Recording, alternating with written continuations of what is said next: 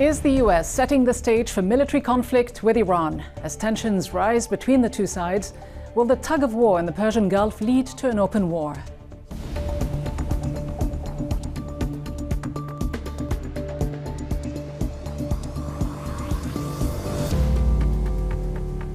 Hello and welcome to Bigger Than Five with me, Ghida Fakhry. The Trump administration is deploying an additional 1,500 military personnel and a dozen fighter jets to the Middle East. The Pentagon says this is in response to, quote, Iran's plans to attack the US and its interests in the region. The build-up is making many here in Washington nervous about a looming military confrontation, despite the recent softening of Trump's tone. It all started when US National Security Advisor John Bolton announced the deployment of an aircraft carrier battlegroup to the Gulf in reaction to what he described as troubling threats from Iran, without providing any specific evidence. Tehran is now threatening to reconsider its obligations under the Joint Comprehensive Plan of Action, the nuclear agreement that President Trump withdrew from last year.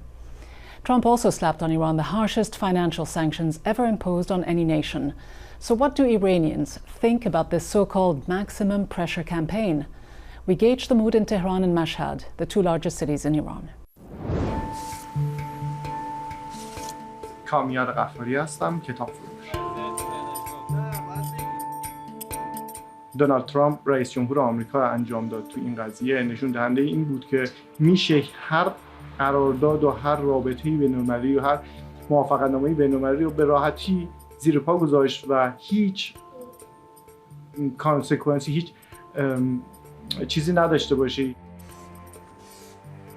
براش و خیلی راحت میتونه این کار انجام بده و با یک استفاده از یک قدرت برتری، قدرت تجاری بقیه کشورها رو وادار کنه بر علیه این روش غلطی که پیش گرفته جلو بره و هیچ کس هم نتونه چیزی بهش بگه. کاملا حق با ایرانه، ایران تنها مونده. به نظرم این اتفاق بدی بود و یک دستاورد بزرگی مثل برجام که باعث شده بود. من فتانه صادقی هستم، پژوهشگر علوم اجتماعی. من هم به عنوان یکی از مردمان ایران در موردش نگرانم، اما فکر میکنم که شاید اینها خیلی توی رسانه داره جدی‌تر نشون داده میشه. یه جورایی اونطوری که رسانه داره نشون میده ایران و آمریکا در آستانه جنگ هستن، من فکر نمیکنم اونقدر جدی ما واقعا در آستانه جنگ باشیم، بابت اینکه اصلا آمریکا اجماع جهان، یعنی اصلا در واقع همراهی نداره برای این جنگ فعلا. خوش آمدید. من محمد میرشایی هستم، مدیر بازرگانی خارجی شرکت زعفران مستقبی. حس خوبی ایجاد نمیکنه به خاطر اینکه حداقل از منظر اقتصادی و تجاری تا پیش از تحریم‌ها ما میتونستیم که زعفران و محصولات حوزه غذایی و اساساً کالا به آمریکا صادر بکنیم، اما با آغاز تحریم‌ها و خروج آقای ترامپ از برجام الان این موضوع متوقف شد و دیگه ما نمیتونیم. با وجود این موضوع الان جلوی این کار گرفته شده با در نظر گرفتن اینکه 90% زعفران جهان در ایران کشت میشه و بازار آمریکا و بازار سایر نقاط جهان به زعفران ایران وابسته است. این اتفاق خب سایه انداخته و ما از این مسئله خیلی ناراحت هستیم. مثلا همسر من توی مجموعه صنعتی خودروسازی کار میکنه و نبود مواد اولیه باعث شد که بخش مهمی از منابع انسانیشون شغلشون از دست بدن. من یه خواهر دارم که مبتلا به MS هستش و داره یه سری دارو مصرف میکنه. بعد تحریم ها خب این داروها هم کمیاب شد و هم بسیار گرون شد. من مرجانه هستم، خبرنگار فرهنگی و ساکن مشهد. این اولین باری نیستش که ما مورد هجوم تحریم قرار گرفتیم و آخرین باری هم نیستش که با تحریم مواجه میشیم. من با توجه به سنم و از اونجایی که یک جوان آرمانگرا هستم فکر میکردم که این اتفاق باعث میشه که رونق اقتصادی کشور ما بهتر بشه و من منتظر این اتفاق بودم، ولی از اونجایی که ما همیشه در معرض جنگ داخلی هستیم خودمون، این اتفاق نیفتاد. ما نمیدونیم، توی برهوتی هستیم که نمیدونیم چه اتفاقی برامون میفته و این خیلی سخته. So while crippling US sanctions continue to damage the economy and affect the Iranian people, how is Trump's policy being viewed here in Washington? I'm joined by Thomas Shannon, who served as Undersecretary of State for Political Affairs from 2016 to 2018. Ambassador Shannon also served as Acting Secretary of State in early 2017. Ambassador Shannon, you just heard what many Iranians feel, resentment towards the US's punishing sanctions. Why is the US administration now willing to go even further by provoking a military confrontation? As far as the administration of President Trump is concerned, in the aftermath of his decision to pull out of the Joint Comprehensive Plan of Action, his purpose is to find a new basis on which to engage and negotiate with Iran, and the sanctions are part of that. But what new basis? Because he keeps saying, although his tune keeps shifting, but he keeps saying that he isn't interested right now in regime change. What he's interested in is making sure that the Iranians have no nuclear weapons. Why then didn't he stay in this deal that by all accounts was working and still is? Well, that's a good question. And I personally was a supportive of the Joint Comprehensive Plan of Action, the JCPOA, and during the previous administration, at the beginning of this administration, worked through our joint commissions with our P5+1 partners and the Iranians to ensure its compliance. And it was working. But as you know, this was an important issue for the president during his campaign, an important issue for many Republicans in our Congress. And the president decided that the deal was not worth staying in. So then the question is, what comes next? And in order to get to the negotiating table, he and his national security team determined that they needed to return to a sanctions-based regime in order to begin some kind of negotiations process. It seems, for anyone looking at this, that he was never really interested in improving relations with the Iranians. I mean, clearly he seems to need Iran as a bogeyman, not just to galvanize his base, but also to satisfy his Gulf allies and Israel. From the beginning, he's expressed, and I've heard him, he's expressed an interest in establishing some kind of dialogue. The question is under what ground rules? Sure, but actions speak louder than words, surely, don't they? I mean, why is he sending all these military assets to the Gulf region? I think it's evident that they were very concerned about certain Iranian actions that they perceived as potentially aggressive and which could potentially put American interests and personnel in danger, and decided to send a clear message about how Iran should or should not behave. So I would separate that from what the president, I think, is trying to do. And his recent comments in Japan showed this out, of a desire to engage with Iran in some fashion. Well, I don't know, many would argue with this. Would you agree that he is, in many respects, provoking the Iranians? This is what one senator said. He said the Trump administration has taken a series of very provocative actions that risk miscalculation, risk the Iranians taking steps in response to that provocation that could light fire and create a war. What's a provocation or not depends on how you view it, I guess. I think the president's purpose is to try to bring additional pressure on Iran in order to convince it to sit down with him and his team. Whether that's successful or not at this point is really a big question, because it appears that the Iranians are not interested in sitting down at this point and don't believe that the environment is conducive to the kinds of negotiations. Do you blame them? Because as you well said and pointed out, in fact, in one of your Senate speeches back in April 2016, you acknowledged, and you mentioned it earlier, you said, while we are encouraged by Iran's adherence to its nuclear commitments thus far, I want to emphasize that the JCPOA did not resolve our profound differences with Iran. It never was intended to. This was a nuclear deal. Do you blame the Iranians for feeling the way they do? Because after all, they were not in violation of this deal. The IA and every other signatory to the deal said they were actually keeping their part of the bargain. It is the US that violated the agreement. At the end of the day, the challenging aspect about the JCPOA is that it's not a treaty or an accord or even an agreement. It's a plan of action. And it was negotiated in such a way that it did not have to be presented either to the American Congress or to the Iranian parliament. Well, Ambassador, with respect, it was more than a plan of action. It's an accord, an international treaty, an international agreement that was endorsed by the UN Security Council. But please, let's get this straight. Because in the United States, treaties have to go to the United States Senate, in the same way that many foreign agreements have to go to the Iranian parliament. As a career diplomat, do you think it's useful for the US to walk away from its agreements? I do not. And I supported the JCPOA, and I still support the JCPOA. I think it was a remarkable work of negotiating by all the parties involved. And I regret that the United States has pulled itself out of that deal.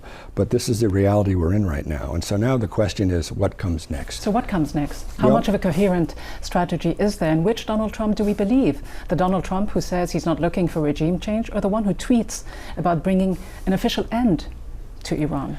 Yeah, and an excellent question, obviously, and the way in which this administration has chosen to communicate its purposes and its intentions can sometimes confuse. But I guess the important point here is what the president said in Japan is striking, because by indicating that he's not interested in regime change, that he's focused on Iran's nuclear capabilities, actually reopens a space for at least a discussion.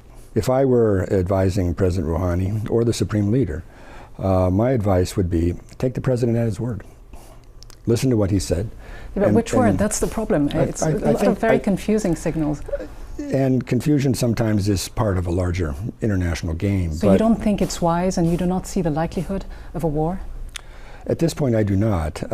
Assuming that there's no miscalculation or misstep by either side. I don't think war is in the best interest of the United States, and I don't think war is in the best interest of Iran. But I would argue that the president has actually opened a space for Iran to take advantage of now with his most recent comments. And I think they should call him on it. They should call him on it. But how much of a door can it actually open when the US administration has been pursuing the so-called maximum pressure policy, punishing Iran with sanctions that obviously are failing because China just upped its import of oil last month with 700,000 barrels a day. India, we just heard, was actually going to start importing Iranian oil, bypassing US sanctions and paying for it in rupees. And we know that the Europeans as well have put together this mechanism to circumvent US sanctions. So would you say that these sanctions have failed miserably? They've not failed miserably. Based on the previous clip that you showed of Iranians talking about the impact of sanctions, it's evident that this is something that has affected Iranians in a significant way and in a worrisome way. But that doesn't mean that... But yet you don't say it has failed, even though it has brought the Iranian economy to its knees, and the regime is still standing, as you can see. No, but again, the point here is not to bring down the regime, according to the president. The point is to bring them to the table. And it's the same policy that... But that doesn't sound right, Ambassador, because to bring them to the table, they were at the table. You had them in a deal, in an agreement that they were respecting. I agree. No, and again, I'm not arguing for this. I'm just attempting to explain what I believe but can you explain is the approach of this administration. And I do think that given the words of the president and given the circumstances that we face right now, finding channels of communication that we can open between our two countries to ensure that there are no misunderstandings or missteps between and among our militaries, to avoid any unnecessary and unexpected conflict between our two countries is important. But then we have to find a way to reopen a larger conversation between Iran and the United States. Ambassador Tom Shannon, thank you very much indeed. Thank you. The tense relationship between the US and Iran dates back to the 1979 revolution, when Iranians overthrew the American-backed Shah. Over the years, that antagonistic relationship continued to deteriorate, until a glimmer of hope at the end of the Obama administration. So how then did we get to the current crisis? Aus Haidari takes a look. After years of negotiations, the Joint Comprehensive Plan of Action, or JCPOA, was reached between Iran, the P5+1, and the European Union. Iran agreed to limit its nuclear activities in return for the lifting of sanctions. The countries represented in this room achieved what decades of animosity and rhetoric did not: a long-term deal that closes off every possible path to building a nuclear weapon and subjects Iran to the most comprehensive nuclear inspections ever negotiated. As a result, Iran stopped operating 2/3 of its centrifuges and reduced its uranium stockpile by 98%. But with the stroke of a pen, President Donald Trump pulled the U.S. out of the agreement. We have terminated a terrible, terrible deal that should have never, ever been made. His administration imposed new sanctions on Iran's oil and banking industries. It also designated the Revolutionary Guard as a terrorist organization. The Iranian regime has a choice. It can either do a 180-degree turn, from its outlaw course of action and act like a normal country, or it can see its economy crumble. The standoff continues over U.S. demands that Iran stop supporting armed groups in the region and stop building ballistic missiles that could threaten America's regional allies. And now, Iran has decided to hit back. This is the same JCPOA that states if the other parties are failing to meet their obligations, then we can also reduce our obligations in the deal. Today we are announcing a reduction of our obligations under the JCPOA. President Hassan Rouhani is also threatening to step up uranium enrichment and begin reconstruction of Iran's main nuclear reactor. It is giving Europe until June to find a solution that saves the agreement and protects Iran's oil and banking sectors. Meanwhile, the drumbeats of war are getting louder with the deployment of the USS Abraham Lincoln aircraft carrier to the Gulf, including the strategic Strait of Hormuz. But for now, both sides are downplaying the possibility of military confrontation. I think it's fake news, okay? Now, would I do that? Absolutely. But we have not planned for that. Hopefully, we're not going to have to plan for that. Let me make it clear that Iran is not seeking confrontation, but will not escape defending itself. And so the question now is, what happens if no solution is reached in this latest US-Iran standoff? To talk now about the geostrategic and political implications of all this, I'm joined by Jamal Abdi, president of the National Iranian-American Council, and David Pollock, fellow at the Washington Institute and former senior advisor for the broader Middle East at the US State Department. David Pollock, you support more pressure on Iran. You believe the sanctions are actually scaring the Iranians. Is there any proof of this? And would President Trump be threatening military force if indeed the sanctions were working? What he has said very clearly, especially in the last few days from Japan, is that the United States has no intention either of attacking Iran or of pushing for regime change. Why should we take that seriously, though, when we see all of the military vessels and so on that he sent to the Gulf, not to mention the 1,500 military personnel? The military are going there in case Iran attacks us first, in which case we will respond. But it's a deterrent force. It's not an offensive force. Jamal Abdi, did you buy that? It's a deterrent force. I think that the idea that Donald Trump has said anything clearly doesn't quite match with reality. He was on Twitter a week ago saying he would end Iran. Now, all of this is caveated with, it's if Iran strikes the United States, which to me it looks like, this is a policy that John Bolton is pushing forward, and it's this game of reverse chicken where each side is daring the other to strike first so that they can justify what they want to do. And really all this does is it crowds out moderate voices on either side of the debate. It militarizes the debate. And I think that there is a powerful faction within the Trump administration that does want a war with Iran. And I think there are factions within the Iranian leadership that does think that military engagement with the United States would actually be a positive thing for their political standing in the country. But what's the likely outcome? David Pollock, who is calling the shots? Is it John Bolton and those who want war, or President Trump? I mean, are we really to believe his call for Japanese mediation? Are we to take more seriously the fact that he has engaged in a very serious military buildup? Well, it's both. But first of all, I think there's no question that it's Trump who's calling the shots, as you put it, or calling the not shots. In other words, not to start military action against Iran.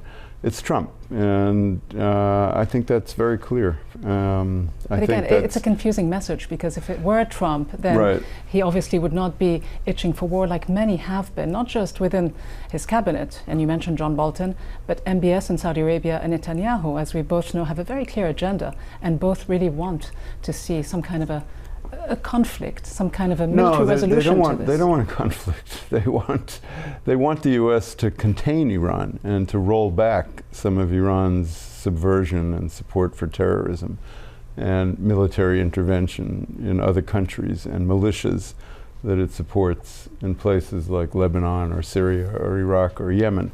Yeah, that they want, but and they want are to do providing that. intelligence to the United States. Sure. Is the U.S. willing, do you think, Jamal Abdi, to go to war at the behest of its Gulf allies in Israel, based on the intelligence they have been providing it? I think John Bolton has made it very clear what he wants. He has been saying for years we should bomb Iran. He said at the height of the nuclear negotiations the United States should bomb Iran. He seems to have this notion that with some limited strikes on Iran's nuclear facilities, the population is going to rise up and depose the government.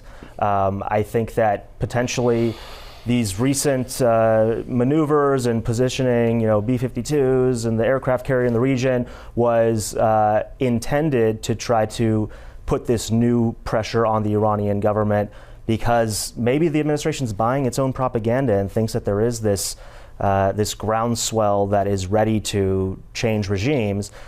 But I don't think things are that easy. Well, David Pollock, there are serious concerns, including among some people on Capitol Hill, senators and congressmen, who believe that Trump's national security advisor, John Bolton, and Mike Pompeo, the Secretary of State, are both hyping the intelligence in a very highly politicized way to push Trump down the path of war.